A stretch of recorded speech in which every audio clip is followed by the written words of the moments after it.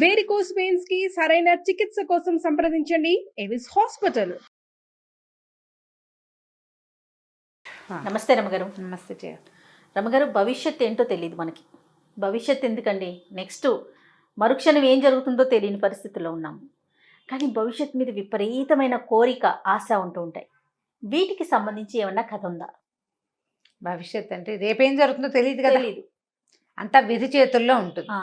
మనం రేపటికి ఎల్లుండి అవతలెల్లుండికి బోల్డ్ ప్లాన్ చేస్తాం. వచ్చే సంవత్సరం నెక్స్ట్ ఇయర్ 5 years ప్లాన్ కూడా చేస్తారు. చాలా మంది 5 years ప్లాన్ చేసుకుంటారు. అసలు ఒక్కొక్కళ్ళు అయితే పెళ్ళి ఏముంది, పెళ్లి చేసుకోవటం, 3 years వరకు నో పిల్లలు, ఆ తర్వాత పిల్లలు, 5 yearsకి ఇల్లు, 6 yearsకి ఇంకోటేదో, 7 yearsకి వరల్డ్ టూర్, 10 yearsకి అదేమిటో బోల్డ్. ఒక చిన్న టర్న్ చాలు, ఇటు వెళ్ళిపోతుందో తెలీదు లైఫ్. ఏ పక్కకైనా వెళ్ళిపోవచ్చు అది. కాకపోతే ప్లానింగ్ అంటూ ఉండాలి కదా, ఎంతో కొంత ప్లానింగ్ డెఫినెట్గా ఉండాలి, అది తప్పదు. కాకపోతే ఈ విధి విలాసం అనేది ఒకటి ఉంటుంది చూడు, దాని మీద కొంచెం మనం ట్రస్ట్ కలిగి ఉండాలి. ప్లాన్ చేసుకో, ఇదే జరుగుతుందని ప్రగాఢంగా నమ్మద్దు. ప్లాన్ టెంటేటివ్గా ఓకే. ఇప్పుడు ఇలా జరిగేదాన్ని మనం కొన్ని కథలు చూస్తుంటాం విచిత్రంగా. లాస్ట్ ఇయర్ చూస్తాం, పిల్లాడు ఏదో ఫెయిల్ అయిపోయాడు, వాళ్ళ ఇంట్లో వాడికి సరిగా మార్కులు రాలేదు, వాడు ఏమిటో వాళ్ళ ఇంట్లో ఎన్నది, వాళ్ళ అబ్బాయి చాలా అధ్వాన స్థితిలో ఉన్నాడు, వాళ్ళంతా చాలా దుఃఖంలో ఉన్నారనుకుంటాం. వచ్చే సంవత్సరం వాళ్ళ అబ్బాయి అమెరికాలో ఉంటాడు, పిల్ల పెళ్లి కుదిరిపోతుంది ఇక్కడ. అది అలా ఈ ఉసూరు మీయాల్లాగా ఉండే భార్యాభర్తలు టింగు రంగామని కనిపిస్తారు మనకి. అవును, ఇలాంటివి కనపడతాయి. ఓ బ్రహ్మాండంగా వేయమని ఉన్నారు, ఎంత బాగుందో, సూపరు, వాళ్ళ అబ్బాయి భలే చదువుకున్నాడు, బ్రహ్మాండంగా వాడికి IAS వచ్చేస్తుంది, దామ్ డిస్క్ అనుకుంటాం. ఏముండదు అక్కడ. చివరికి ఏమవుతుంది, అసలు IAS ఏమిటో IPS అయిపోతాడు అనుకున్న పిల్లాడు మామూలుగా ఏదో మామూలు ఉద్యోగంలో 25,000 రూపాయల ఉద్యోగంలో చేరిపోతాడు.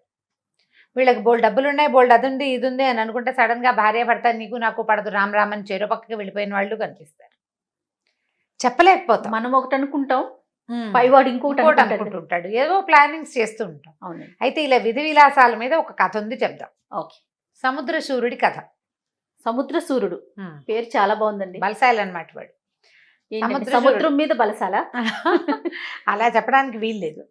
ఒక పూర్వం ఒక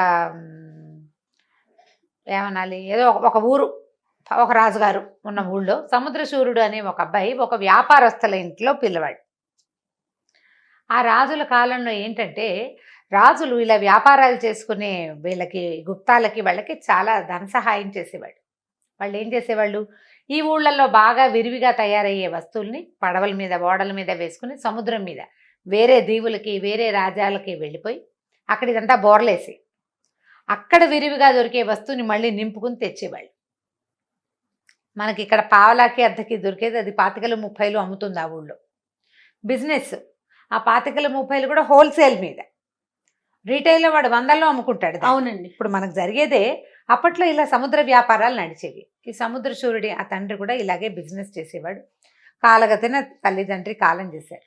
పిల్లాడికి ఇల్లు వాకిలి అవి సుమారుగా పర్వాలేదు, బాగానే ఉంది. అయితే సముద్రశూరుడు ఏమంటున్నాడంటే, మన పేరే సముద్రశూరుడు, మనం వ్యాపారం చేయకపోవటం ఏమిటి అని చెప్పి రాజుగారి దగ్గరికి వెళ్ళాడు సహాయానికి. ఆయన ఏదో కొంత సహాయం చేశాడంటే, ఏం చేస్తారు సహాయం అంటే, ఈ ఊళ్ళో ఈ దొరికే సరుకులు ఉంటాయి కదా, బాగా తక్కువ దొరికేవి, వాళ్ళకి ముందే కబురు చేసి సముద్రశూరుడు వస్తాడు, వాడికి ఇదిగా ఇచ్చేసేయండి, వతన అంటే అమానత్తుగా ముందే ఇచ్చేసేయటం, డబ్బులు వస్తువు ఇచ్చేసేయటం, డబ్బులు తర్వాత వచ్చాక ఇస్తాడు. అనామత్ అంటారు దాన్ని. అనామత్గా రాయించి తెచ్చుకుంటాడు సరుకు. ఇది తెచ్చేసుకున్నాడు, తెచ్చుకుని పడవల మీద వేసుకున్నాడు, బయలుదేరాడు. బోల్డ్ మంది కలిసి బయలుదేరారు. మామూలుగా ఈ పడవల్లో వెళ్ళేటప్పుడు ఏంటంటే, ఒక పడవ ఏదైనా మాట్లాడుకుంటే అందులో 50%కో 30%కో వీళ్ళు మాట్లాడుకుంటారు.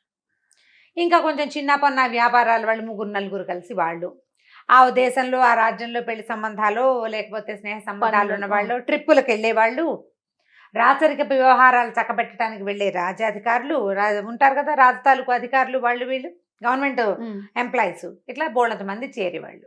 ఈ వెళ్ళేసరికి అలా పడవ ఏమైంది, సముద్ర మధ్యంలోకి వెళ్ళేసరికి బ్రహ్మాండమైన తుఫాన్ వచ్చింది. తుఫాన్ వస్తే ఇంకేమనుకుంది, ఇదేమిటి దాక్కున్న చోట దయ్యం వచ్చినట్టు, ఏదో బతుకుదామని వ్యాపారం చేద్దామని వస్తే ఇక్కడ చావొచ్చేలాగా ఉంది, బతికుంటే బలిసాకు తినచ్చు, సరుకు సంగతి గంగలో దూకుని పోనీ వెధవ సరుకు అంతే, బతికుంటే కదా. మళ్ళీ రాజుగారి దగ్గరికి వెళ్ళి ఏదో ఒకటి చేయొచ్చని ఏం చేశాడు, తువ్వాలు నడువు కట్టుకుని సముద్రంలోకి దూకేశాడు. ఈ లోపల నావ కాస్త మునిగిపోయింది. మునిగిన వాళ్ళు మునిగారు, తేలిన వాళ్ళు తేలేరు. ఎవరు ఎక్కడికి ఎలా తప్పించుకున్నారో తెలియదు. ఈ సముద్రంలో పడిన సూర్యుడు ఇతను ఎప్పటికీ ఇది రాత్రి 11-12 గంటల వేళ. అయితే ఇతనికి ఏమైందంటే ఒక గట్టి దొంగ లాంటిది ఏదో దొరికింది. బతుకు జీవుడా అని ఆ దొంగ పుచ్చుకుని ఓ పక్కకి అట్లా తోసుకుంటూ వెళ్తా మొదలెట్టాడు. సముద్రపు వాళ్ళు ఎటుంటే అటే ఎదురీదలేరు దేనికైనాను. చిన్న ఏటికి ఎదురీదటమే కష్టం. సముద్రంలో ఈతకేంది, ఏదో ఒకటి పట్టుకుని మునిగిపోకుండా ఉండడానికి ఒక సాధనం. ఆ దొంగ మీదకి చేరాడు అతను. ఆ అలలు దీనికి కొట్టుకుంటూ కొట్టుకుంటూ మెల్లిగా ఏమైంది, ఒక తీరానికి చేరిపోయారు. ఒక దీవి తీరానికి చేరాడు. చేరాక తెల్లవారుతూ ఉండగా ఒక నీళ్ళ మట్టి మీదకి వెళ్ళిపోయింది. అది సముద్రపు అలలతో తోసుకొచ్చేస్తుంది కదా. ఎప్పుడైతే మట్టి మీదకి వెళ్తారో ఈ మనుషులు బరువెక్కిపోతారు, బరువుగా ఉంటారు కదా. నీటిలో ఉన్నప్పుడు తేలేస్తుంది అటు ఇటు. ఈ తీరానికి కొట్టేశాక మళ్ళీ లాగలేదు వెనక్కి, స్లోగా అయిపోతుంది సముద్రం తీరం మీదకి వచ్చేసరికి.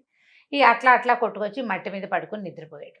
తెల్లవారు లేచి బాగా ఎండకేక మెలకు వచ్చి చూస్తే తను పట్టుకుని ఇక్కడికి వచ్చినది దొంగ కాదు, అది ఒక మగవాడి శవం, డెడ్ బాడీ. అది నీళ్ళలో కర్రలాగా బిగుసుకుపోయింది. ఇతను మునక్కండా అది కాపాడింది. సరే చూస్తే అతని నడువుకి ఏదో గుడ్డ కట్టుంది. ఆ గుడ్డ విప్పదీస్తే అందులో ఒక చాలా ఖరీదైన ఒక కంఠాభరణం కనపడింది అతనికి. ఏమనుకున్నాడంటే, భగవంతుడా ఎంత గొప్పవాడివి నువ్వు, విధి వైచిత్రి ఎలా ఉంటుంది, కోట్లు విలువ చేసే ఇదంతా పోయింది సంపద, పోని నేను బతుకున్నానంటే నన్ను బతకమని భగవంతుడు ఈ వస్తువు ఇచ్చాడు నాకు, అతని ద్వారా అమృతదేహం ద్వారా ఇది దొరికింది నాకు అని చెప్పి ఆ కంటె చేత్తబుచ్చుకున్నాడు. కంటె అంటే ఇట్లా మెళ్ళలో వేసుకునే వస్తువు, ఆడవాళ్ళది. సన్నటి కడ్డి ఉండి వెనకాల హుక్కు ఉండేది కంటె, కింది ఇట్లా వెడల్పుగా ఉండి క్రమంగా సన్నగా అవుతుంది. ఈ కంటెల్లో ఏం చేస్తారంటే లోపల సన్న సన్న హోల్స్ పెట్టి వజ్రాలు ముత్యాలు అవి పోస్తారు. అందులో పోసేసరికల్లా ఆ హోల్ నుంచి మనం కదిలినప్పుడల్లా వెలుతురు తగిలి మెరుస్తూ ఉంటుంది అనమాట. అది రాజుల ఇళ్ళలో వాడే వస్తువు. మామూలు స్వానబోటి వాళ్ళంతా గట్టి కంటెలు పెట్టుకుంటారు. ఈ బోలు కంటే అందులో వజ్రాలు పచ్చలు కెంపులు ఉన్నాయి అంటే అదేదో ఒక రాచకన్య తాలూకుది, ఎవరో రాచరికపు వస్తువు. వీడెవడో చచ్చిపోయిన వాడు ఎవడో ఏమిటో మనకేం తెలుసు, వస్తువు చేత పుచ్చుకున్నాడు, బయలుదేరాడు. సరే ఏం చేశాడంటే ఈ సముద్ర తీరం నుంచి ముందుకెళ్తే ఒక దీవి ఏదో కొంచెం నగరంలాగా కనపడుతుంది కొద్దిగా. అట్లా నడుచుకుంటూ వెళ్ళాడు. వెళ్ళేసరికి ఒక దేవాలయం కనిపించింది. ఈ దేవాలయం దగ్గర ఏం చేశాడు, ఏదో ప్రసాదం పెడుతున్నారు, అంత ప్రసాదం తిన్నాడు. ఓ చెట్టు కింద పడుకుని నిద్రపోయాడు. నిద్రపోతే ఇది ఏం చేశాడు, రొంటిని పెట్టుకున్నాడు, ఈ వస్తువుని ఇట్లా పెట్టుకున్నాడు. నిద్రలో ఒత్తిగిలేసరికి గుచ్చుకుంటుంటే అతను రాత్రంతా ఎంత అలిసిపోయి ఉన్నాడు, ఒళ్ళు తెలియట్లేదు కదా. ఈయన ఇక్కడ దోపాడు చూడు, ఆ వస్తువుని తీసి ఇట్లా చేత్తో పుచ్చుకుని పడుకున్నాడు. పక్కకి తిరిగి పడుకుని ఈ వస్తువు ముఖం మీదకి వచ్చేసరికల్లా దగ దగ దగ మెరుస్తోంది, కనపడుతుంది కదా చేతుల్లో ఉంటే. ఆ వైపున వెళ్తున్న సైనికుడు ఒకటి చూశాడు, ఏమిటి వీడు ఎవడో పడుకున్నాడు, వీడి చేతిలో ఏముందని దగ్గరికి వెళ్ళి చూసేసరికల్లా ఆశ్చర్యపోయాడు, ఇదేమిటి.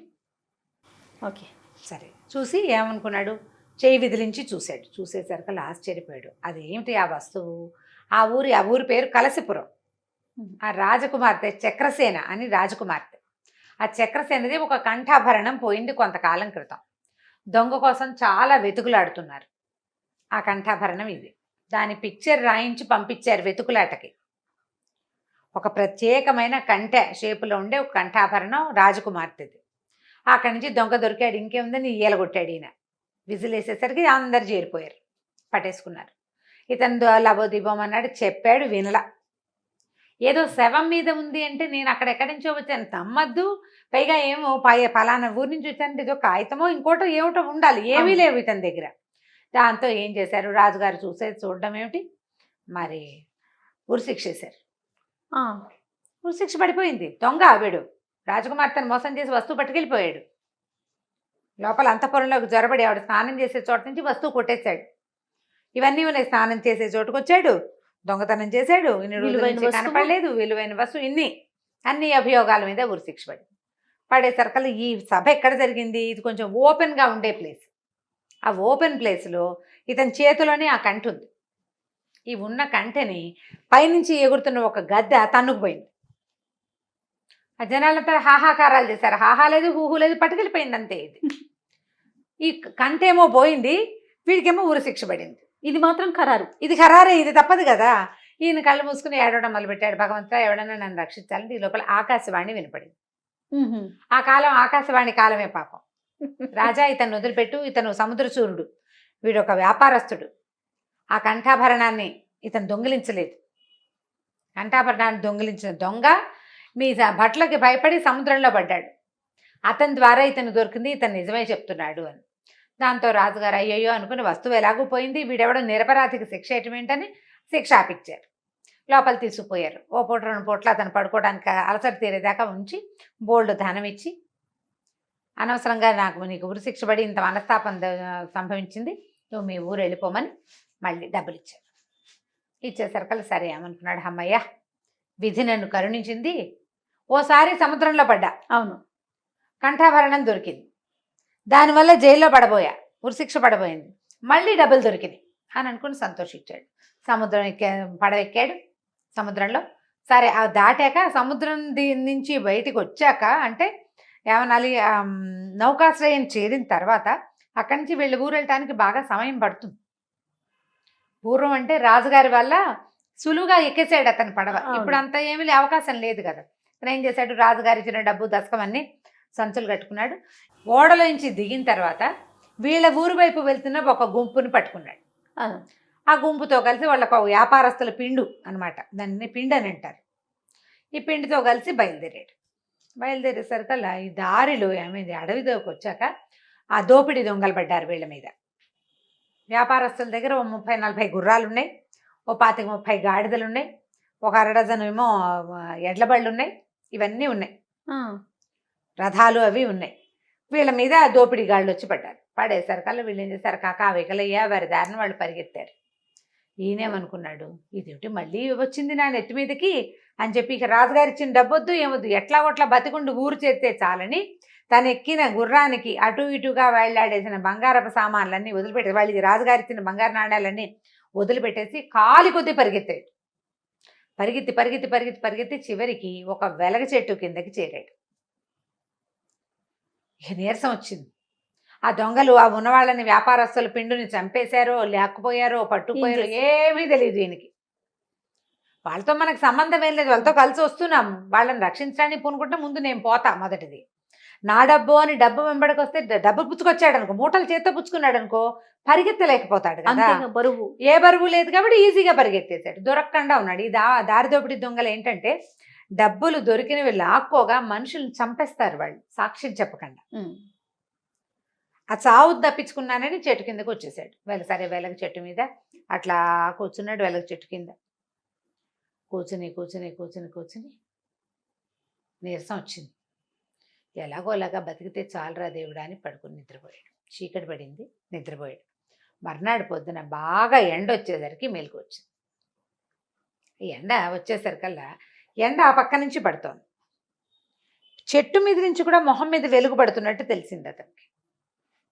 పైకి ఎక్కి తలకాయ ఎత్తి చూస్తే సూర్యకిరణాలు పడి ఆ చెట్టు మీద పక్షిగూడులో ఉన్న ఏవో వస్తువులు దాని మెరుపు పరావర్తనం చెంది ఇతని మీద పడుతుంది. ఏమిటి ఈ చెట్టులో ఏముంది అని చెప్పి ఏం చేశాడు, ఆ వెలగ చెట్టు ఎక్కాడు.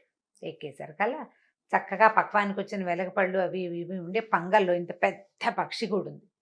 చాలా పెద్దది గద్దగూడు. అది గద్దలు పెద్ద పెద్ద గూళ్ళు పెడతాయి, అంతంత గుడ్లు పెడతాయి కదా.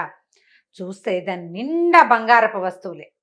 అందు మధ్యలో ఒక గద్ద తన్నుకుపోయిన తన చేతిలో కంటి కూడా అందులో. ఓహో, ఆశ్చర్యపోయాడు. ఇదేమిటి గద్దగూట్లో బంగారం దొరకటం ఏమిటి విచిత్రంగా. చకచక మొత్తం అన్నీ తీశాడు. పైగుడ్డని తీసి నడువుకు ఒక దట్టి లాంటిది కట్టుకుంటాడు. అన్ని వస్తువులు అందులో వేసేసుకున్నాడు. ఆ గూట్లో ఉన్నవి గుడ్లు లేవు, గుడ్లు పెట్టాలి ఇంకా, అది ఎక్కడికో పోయింది, వస్తుంది గద్ద. మొత్తం వస్తువులన్నీ తీసుకుని మూట కట్టుకుని దిగేసి మెల్లిగా నడవటం మొదలుపెట్టాడు. ఈ పాత గుడ్డల మూటలో ఉండేది ధనపు సంచులకి వేరే పద్ధతులు ఉంటాయి, గుర్తుపడతారు. ఈ నడుము కట్టిన దట్టి గుడ్డలో మూట కట్టింది వెలగపళ్ళల్లే ఉన్నాయి తప్పిస్తే ధనం అని తెలియదు, నగలని తెలియదు. ఆ మూట చేత్తో పుచ్చుకుని ఇంటికి వచ్చేసాడు. ఏమనుకున్నాడంటే, భగవంతుడు ఎన్ని అవకాశాలు ఇస్తాడు ప్రతివాడికి, నాకెన్ని ఇచ్చాడు అవకాశాలు, ప్రతిసారి బతికేందుకు అవకాశం ఇస్తూనే ఉన్నాడు. ఈసారికి సముద్రాల మీదకి వెళ్ళొద్దు, ఇక్కడ ఈ ఇచ్చిన అవకాశాన్ని వాడుకుందాం ఇక్కడే అని చెప్పేసి తెచ్చిన బంగారపు వస్తువులు నగలు చాలా వచ్చినాయి కదా, వాటిలలో కొన్నిటిని అమ్మేసి ఆ కంటెని మాత్రం జాగ్రత్తగా దాచిపెట్టుకున్నాడు. మిగిలిన చిన్న పొన్న వస్తువులన్నీ అమ్మేసేసి మళ్ళీ ఇక్కడ చిన్న వ్యాపారం మొదలుపెట్టి రాజుగారి దగ్గర నుంచి అనామతిగా సామాన్లు తెచ్చుకున్నాడుగా, వాళ్ళ అప్పులు తీర్చేసి హాయిగా పెళ్లి చేసుకున్నాడు, పిల్లల్ని కన్నాడు, ఇదే ఊళ్ళో ఉండిపోయాడు. ఇక తనకి సముద్రం కలిసి రాదనుకున్నాడు. అది అచ్చిరాదు, అయినా కూడా ప్రతిసారి బతికించాడు. ఇంకెన్నిసార్లు ఇస్తాడు అవకాశం? అంతేగా. ఇక ఈ విధి విలాసానికి అంతు లేకుండా ప్రతిసారి చావు బతుకు ఎవడు చస్తాడు ఈ గోల? ఎన్ని మలుపులు చూడండి. అందుకని ఇక మానేసుకున్నాడు. విధి ఇలాంటి విలాసాలు చేస్తుంది. చావు మళ్ళీ బతకటం, మళ్ళీ చావు మళ్ళీ బతకటం, కష్టం సుఖం. ఒకవేళ ఇది రాకపోయింటే దారి దోపిడీ దొంగలకి ఇతను దొరికిపోయింటే అంతే. ఇప్పుడు బంగారం దొరకపోయినా బతికేవాడే. బంగారం ఎందుకు దొరికిచ్చాడు భగవంతుడు? బాగా బతకమని. ఇది రెండోసారి అతనికి బంగారం అవకాశం ఇచ్చాడు. దాంతో ఈ ఇచ్చిన అవకాశాన్ని వాడుకుని ఇక ఎప్పుడు సముద్రశూరుడు సముద్రానికి వెళ్ళటమే మానేశాడు అనమాట. హాయిగా తను ఉన్న ఊళ్ళోనే సుఖంగా ఉన్నాడు. ఇది విధి విలాసపు కథ. విధి విలాసంతో పాటు రమ్మగారు చూడండి, కష్టం వెనకాలే సుఖం ఉంది, సుఖం వెనకాలే మళ్ళీ కష్టం ఉంది. అంతే జీవితం అనేది తెలియజేస్తుంది. సైకిల్ చక్రం కదా, చక్రం తిరుగుతుంటే కిందది పైకి అవదా, పైది కింద కావదా? అంతే కదా. చాలా బాగుంది రమ్మగారు. Thank you. నమస్తే అండి. నమస్తే జయ. ఇక ఈ వీడియో కనుక మీకు నచ్చినట్లయితే లైక్ చేయండి, షేర్ చేయండి. మరిన్ని ఇంట్రెస్టింగ్ వీడియోస్ కోసం మా ఛానల్ని సబ్స్క్రైబ్ చేసుకోండి.